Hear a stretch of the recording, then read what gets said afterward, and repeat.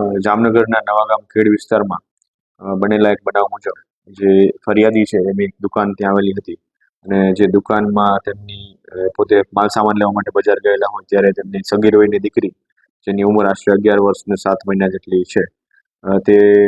વેપાર ધંધો કરવા માટે ત્યાં બેસાડેલી હોય ને ત્યારે જે આ કામના આરોપી છે તે દુકાને આવેલા અને જે ફરિયાદીની દીકરી છે સગીર વયની તેની સાથે ખરાબ વાતો કરી અને તેને ઇનએપ્રોપ્રિએટ રીતે ટચ કરી અને અડપલા કરેલા હતા. તો આ બાબતની જાણ ફરિયાદીને થતા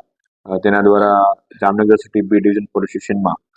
prevention of children from sexual offences એક્ટની કલમ 12 મુજબની ફરિયાદ આપવામાં આવેલી છે અને આ ગુનાને અનુલક્ષીને જે આ કામના આરોપી છે જેનું નામ છે ધર્મેશ પ્રકાશભાઈ સોલંકી. આ આરોપીને city B division police station દ્વારા અટક કરવામાં આવેલો છે અને હાલ આગળની કાર્યવાહી ચાલુ છે. તે બાબતની તપાસ હાલ ચાલુ છે.